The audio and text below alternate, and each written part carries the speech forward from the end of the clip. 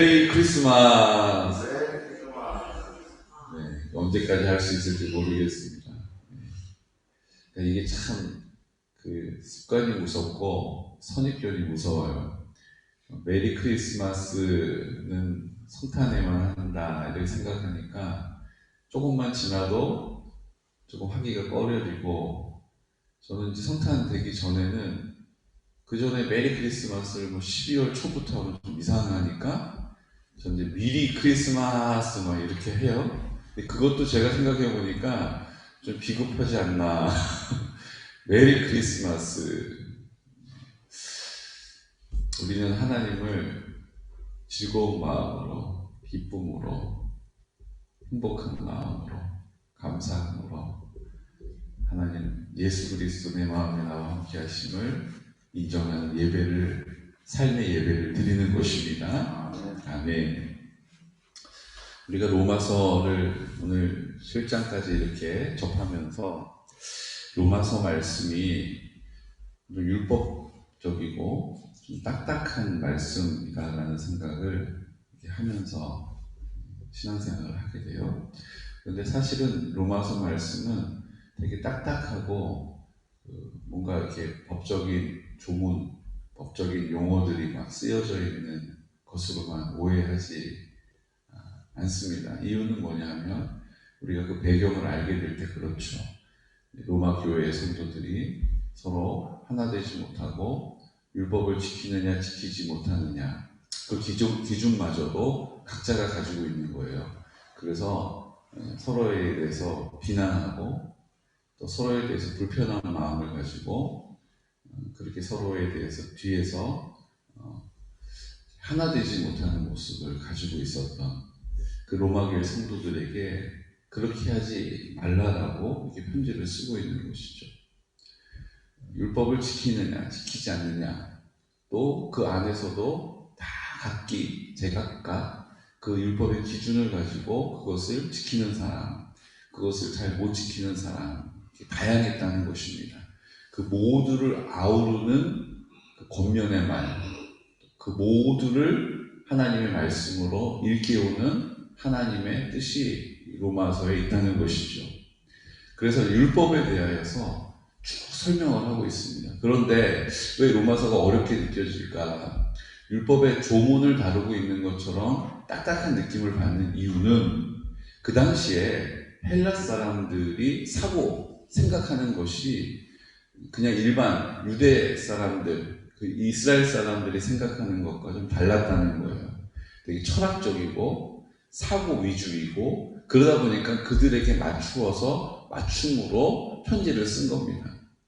우리도 그렇잖아요. 어린아이한테는 밥 먹었어요 이렇게 얘기하지 진지 드셨습니까? 이렇게 얘기 안 하잖아요.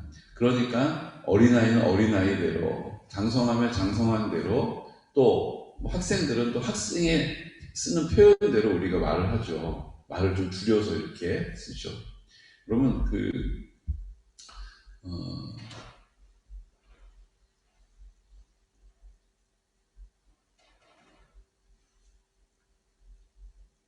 워라벨이라는 말 아세요? 워라벨?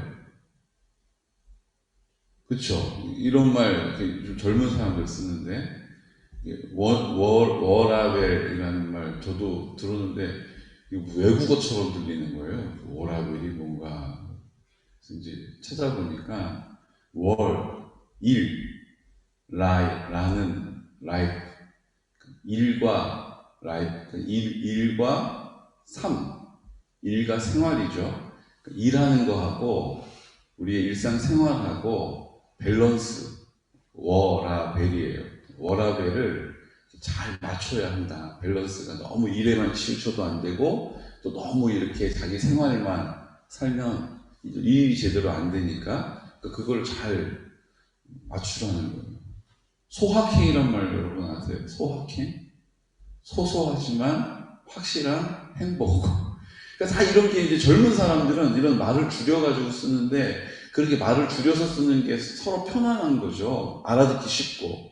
근데 이걸 풀어가지고 쫙 얘기를, 그러니까는 일하고 생활하고 균형을 잘 맞춰서 벌써 길잖아요. 그러니까 다 거기에 맞추어서 말하는 방식이 있는 것처럼 로마 교회에는 이렇게 사고적이고 논리적이고 또 표현도 그들이 사용하는 표현으로 글을 쓴 거죠. 그러니까 우리가 읽을 때 조금 딱딱한 느낌, 뭐가 좀 어렵다라는 느낌을 받지만 사실은 이것을 받는 그 당시의 사람들에게 맞추어서 쓴 편지일 뿐만 아니라 오늘 우리에게도 동일한 말씀을 선포하고 있는 것입니다. 뭘 선포하고 있는 거예요? 율법 그거 아무것도 아니야 라고 얘기하기에는 하나님의 말씀이잖아요. 그러니까 율법이 중요한 것이죠. 근데 너무 또 율법에 매여서 난 율법 지켰으니까 넌 잘못하고 너도 지켜야 되는데 왜 너는 안 지키는 거야 라고 이야기하는 것은 하나님의 뜻이 아니라는 거예요. 그러니까 율법도 강조하지만 그 율법을 지켜 사는 것도 오직 의인은 믿음으로 말미암아 살리라. 의인은 믿음으로 의로움을 얻게 되는 것이지 율법을 지킨다고 얻어지는 것이 아니다. 하지만 그 의로움을 얻기 위하여서는 거울이 필요한 것과 같다. 거울을 봐야 내가 이게 뭐가 묻었네 깎을 수 있는 것처럼 율법은 우리에게 율법 자체가 구원에 이르게 하는 것은 아니고 그 율법을 통해서 우리가 구원에 이르는 길을 안내받는 것이다. 마치 내비게이션과 같다는 거예요. 우리가 가는 길, 서툰 길 가기에 엄두가 나지 않잖아요. 그럴 때 내비게이션에서 뭐라고 그래요? 300m 앞에서 우회전. 이렇게 얘기하면 그렇구나. 그리고 가면 되는 거예요. 지금 내가 어디에 있는지 지금 목표 지점에서 300m 앞에 있구나. 300m만 가면 이제 목표에 도달하는구나. 이런 유익이 있는 것이 바로 율법이라는 거예요. 만약 그 안내하는 것이 없다면 얼마나 더 가야 되는 거야. 너무 힘들다. 너무 어렵다. 이렇게 살아가는 인생이 되지 않도록 하나님께서 우리에게 계명과 율법을 주셨다는 것입니다. 그러니까 율법이 나쁜 것이 아니에요. 근데 율법을 통해서 우리가 하나님의 말씀을 지켜 살아갈 수 있는 기준과 근간을 마련하는 것이죠. 그러니까 두 개가 균형을 잘 맞춰야 하는 것입니다. 일과 삶이 잘 균형을 맞춰서 살아가야 하는 것처럼 율법과 믿음이 균형을 잘 맞추어서 살아가야 하는 것이죠. 만약 율법이 없었다면 우리가 어찌 죄인 줄 알았겠느냐. 그걸 지금 설명을 하고 있죠. 7절 말씀, 우리 7절, 8절 말씀 함께 선포할까요? 그런즉 우리가 무슨 말을 하리요?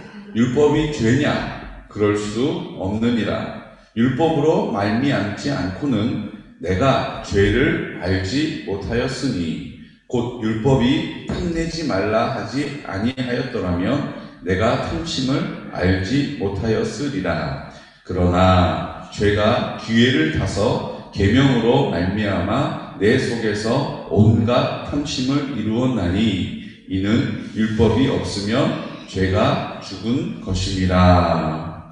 아멘. 율법이 있기 때문에 이게 탐심이구나 라는 것을 알게 된다는 거예요. 율법을 알지 못하면 이게 탐심인지 아닌지 늘 내가 주인 되어서 나 중심적으로 내가 기준으로 살아야 하기 때문에 그냥 우리의 삶이 어때요? 다 제각각 죄악으로 치달을 수밖에 없다. 근데 이것이 욕심이다 라고 그 율법이 가르쳐 주고 있기 때문에 이렇게 하면 안 되는구나 라고 스스로를 어떻게 해요? 하나님 말씀에 맞추어서 살게 된다는 것이죠. 율법이 우리에게 주는 유익이라는 것입니다. 율법을 오해하지 않으시기를 축복합니다. 하나님 말씀대로 살려니까 너무 고단하다. 아니라는 거예요. 하나님 말씀이 나를 지켜준다는 것입니다. 오늘 이 앞쪽에 보면 남편이 있는 여인이 그 남편 생전에는 법으로 그에게 매인바되나 만일 그 남편이 죽으면 남편의 법에서 벗어나느니라.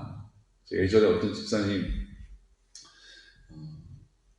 그 남편 되시는 장로님이신데 그 장로님은 항상 치마를 입으라고 그러셨대요. 그러니까는 치마 입기가 사실은 바지가 편하잖아요. 근데 남편 되시는 장로님이 항상 치마를 입으라고 여전도회 회장님이셨는데 이런저런 얘기하는데 남편 두 분 되시는 분이 돌아가셨어요, 장로님이.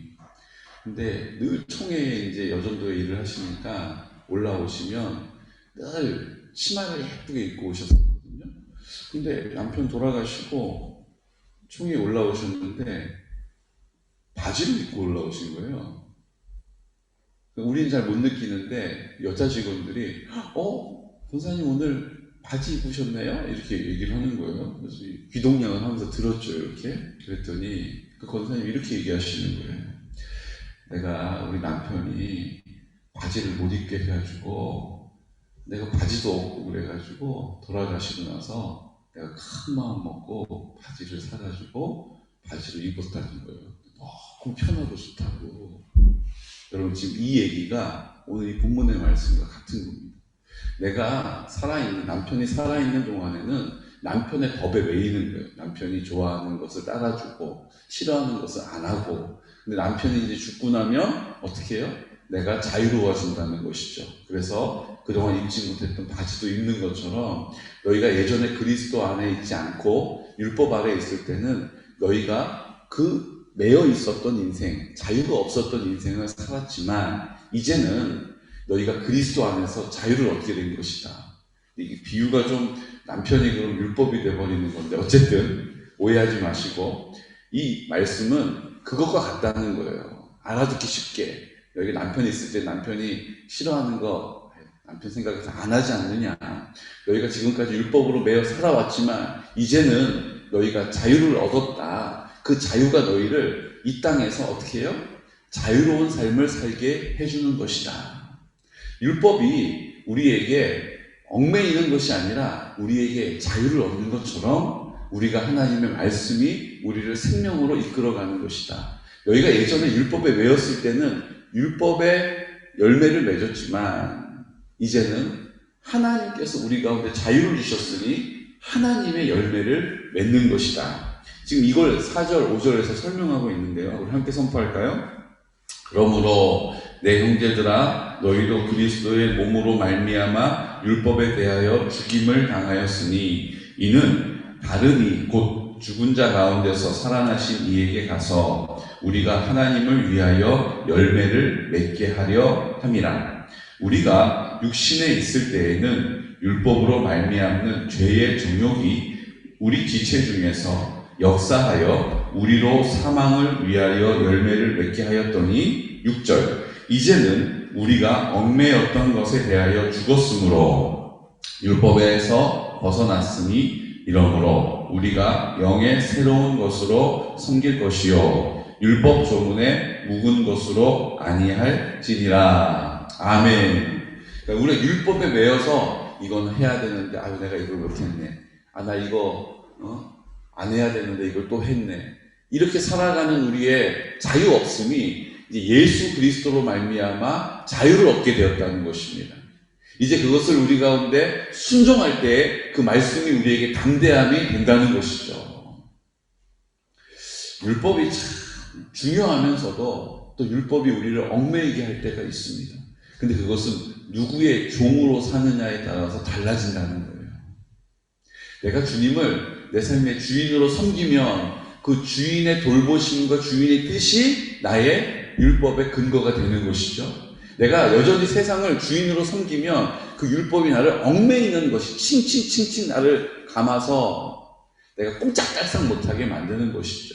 그러므로 이 율법을 잘 한번 생각해 보십시오. 내가 하나님의 말씀대로 살아가지 못함으로 하나님의 말씀을 지키지 못하기 때문에 내 기도를 들어주실 리가 있나? 나 같은 사람이 교회에 온들 무슨 자격으로 교회를 오나? 내가 이렇게 말씀대로 살지도 못했는데 하나님 내가 구원이나 받을 수 있을까? 율법 때문에 우리가 그런 마음에 짐을 얻게 되는 것이지만 반대로 주님이 이제 내 안에 주인이 되셔서 내가 주인의 도우심과 인도하심을 따라 살아가는 거예요. 그래서 나는 할 수 없지만 하나님 앞에 구하였더니 하나님이 그렇게 살아갈 수 있는 지혜와 담대함과 은혜를 주신 거예요. 그래서 그 은혜를 경험할 때마다 뭐 하는 거예요? 나는 아무것도 한 게 없는데 하나님이 그 기도를 이렇게 들어주셨네. 내가 이렇게 믿음으로 산다고 내가 10시간씩 기도하는 사람도 있다는데 5시간씩 기도하는 사람도 있다는데 나는 그냥 아침에 잠깐 기도하고 그냥 택시 뭐 버스 기다리면서 잠깐 기도하고 운전하면서 잠깐 기도하는 것밖에 없는데 거기에 비하면 나는 율법 지키지도 않는 건데 그런데도 하나님이 그 기도를 들어주시는구나. 그런데도 하나님이 나를 불쌍히 여겨주시는구나. 이것이 율법이 우리에게 주는 유익이라는 것입니다. 내가 기도하며 살아야 하는데 내가 잘 못 살지. 그래서 내가 하나님 앞에 기도했는데 하나님이 그런 기도까지도 들어주셨구나.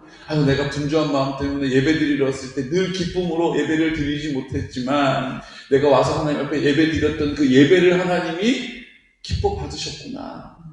내가 율법에 온전하지 못할지라도 그 율법으로 인하여서 내가 하나님을 만나게 되는 뭐예요? 통로가 된다는 것입니다.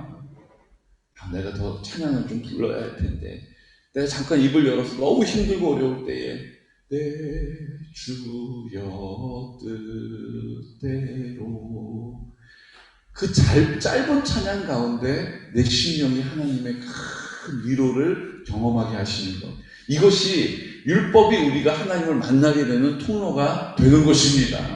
그것을 알지 못했다면 우리는 여전히 내가 내 삶의 주인이 되어 내 소견에 옳은 대로 살아가는 연약한 사람일 수밖에 없다는 것이죠. 오늘 우리가 율법과 믿음의 균형을 잘 지켜 살아가는 은혜가 있으시기를 축복합니다.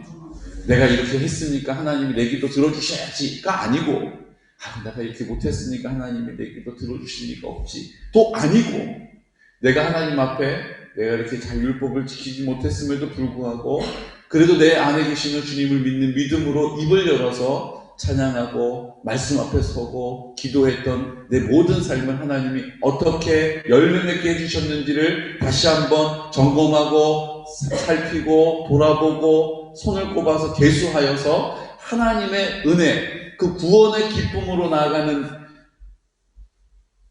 하나님이 보시기에도 두고 보기도 아까운 하나님의 자녀가 되시기를 축복합니다. 담대함을 얻는 은혜가 있으시기를 축복해요. 그래, 내가 이거 다 지키지 못했지만 하나님은 그렇게 하지 못한 나도 사랑해 주셨다. 그런 나와 함께 해 주셨다. 그런 나를 하나님이 붙잡아 주셨다. 그런 나를 하나님이 인도해 가신다. 그런 나와 함께 하신다 라고 하는 이 담대한 믿음을 가지고 오늘도 주님 앞에 체면불구하고 그럼에도 불구하고 입술을 열어 말씀을 상고하고 담대한 기도를 드리고 입을 열어 하나님을 찬양함으로 그 하나님의 나라를 살아가는 귀하고 복된 성도들 되시기를 예수 그리스도의 이름으로 축복합니다.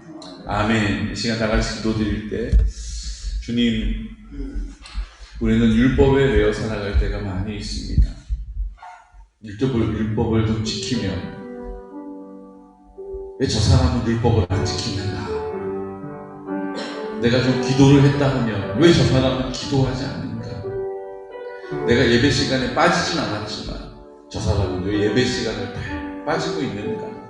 우리는 이 율법에 매여서 실족할 때가 많이 있습니다. 내가 그렇게 하지 못할지라도 주님은 그 율법이 내 마음을 찔림이 되게 하신 것처럼 오늘 하나님 아버지 앞에 연약한 모습으로 입술을 열다면 순종의 태도를 가지고 작은 것이지만 감사의 고백을 통하여 하나님의 나라를 선포할 때에 주님께서 그것을 기뻐 받으시고 그곳에 열매를 성령으로 맺게 하시는 줄로 믿습니다. 우리가 그 열매를 맺어가기를 원합니다.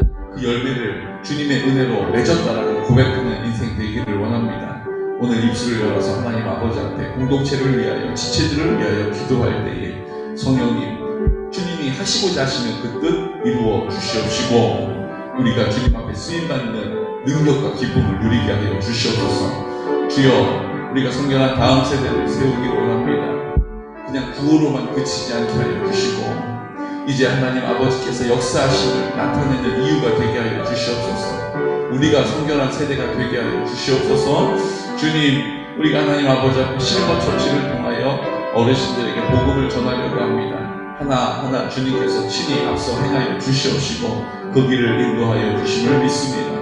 아버지 하나님, 이제 우리 공동체 안에서 연로하신 어르신들과 환우들을 위하여 기도하고 있사오니 주여 고쳐 주시옵시고 하나님의 사랑을 나타내 주시옵시고 우리가 우리의 연약함으로 행하지 않고 주님의 강함을 모든 지체들과 함께 받아 누리게 하여 주시옵소서. 아버지 하나님, 오늘 주님의 날입니다. 하나님, 예배 드리는 일, 어찌 보면 계명이요 율법의 가장 처음 것입니다.